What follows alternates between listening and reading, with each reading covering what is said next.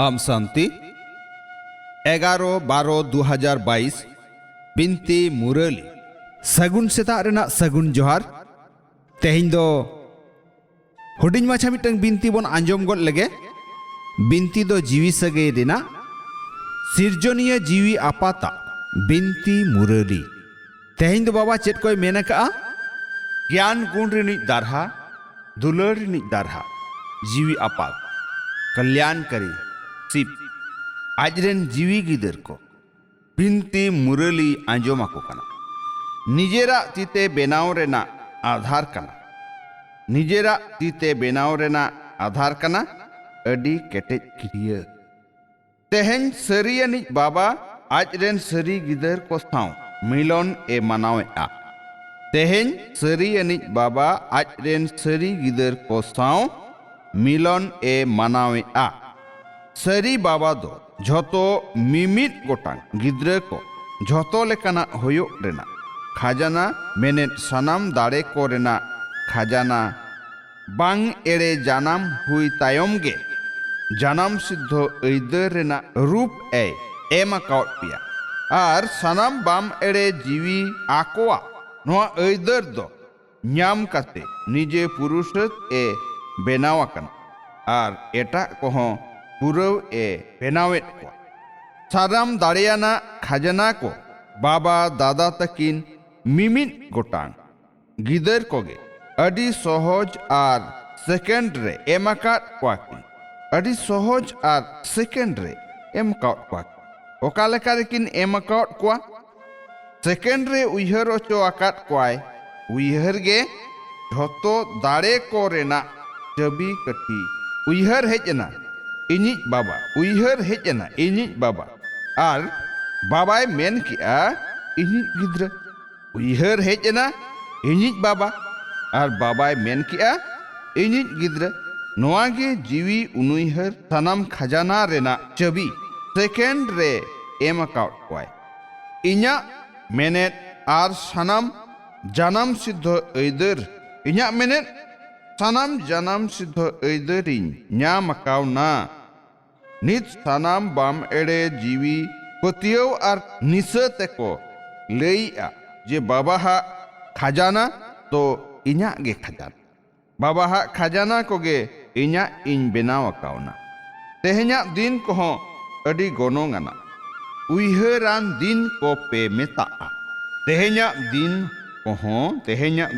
हो अडी गोनोंगाना उइहरान दिन को पे मेता नोआ उइहरान दिन गिदर को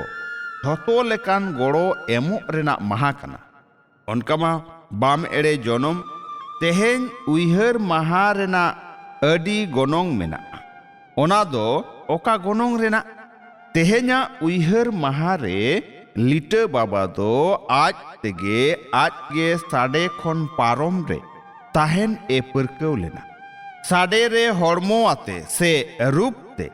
गनोंगान गिदर को जेगेत रेना पुइलू एनेम नेलोचो लगित ते अडी गनोंगान सरेस दाड़े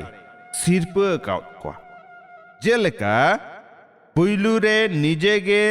सनाम पेड़ा आर संपत्ति को सेवा लगित ते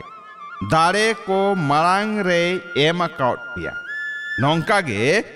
तेहेन्या उनुइहर महारे लिटे बाबा दो हड़मो दुनिया रे हड़मो रेना रूप तलाते जेगेत सेवा रेना सेवा दिहरी दाड़े सिपाही को आजा हड़मो रेना पाट बाजाव झोतो लेकान दाड़े कोगे गिदर कोई एम काउट कोआ आम सब अच्छा मीठे मीठे आट लेन को न्याम रुअर गिदर को ठेन बाबा दादा तकिना उइहर दुलर आर सगुन सेता रेना सगुन जोहार जीवी आपात्रेन जीवी गिदर कोठेन अडी अडी थुम जोहार थुम जोहार थुम जोहार जीवी गिदर कोरेन जीवी आपात ठेन पौड़ी चितान पौड़ी गुण मनाव आथाम दुलर जोहार दुलर जोहार दुलर जोहार थुम मेना सरेस कमी आर जुगी जीवी तालाते कुसी रेना पिया सीट सकाम हातावानी संतुष्ट मुनि भबी में सरेस कमी आर जुगी जीवन तालाते कुसी रेना पिया सीट सकाम हातावानी संतुष्ट मुनि भबी में सरेस कमी रेना निसन कना निजे हो कुसी आर एटा को हो कुसी नौका दो बांग इन्या कुसी रे मिनान्या एटा को मेना कुआ से बांग जुगी जीवन कुआ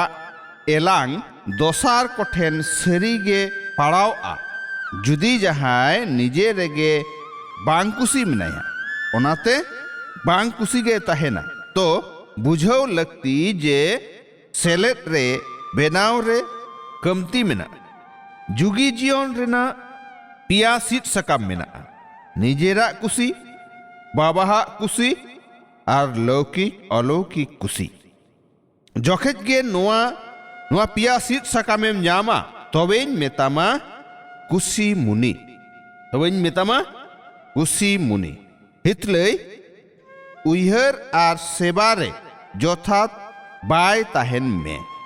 नोआगे झतो खना मारांग कुसी मलंगनी कनाम उयहर आर सेबारे जथात बाय ताहेन में नोआगे झतो खना मारांग कुसी मलंगनी कनाम आम शांति आंजम के आबन बिनती मुरली तेहेन दो नुना गे आरहों बन हिजुआ दोसारते मा एनखान सनाम कोगे सगुन सेता रेना सगुन जोहार आम शांति।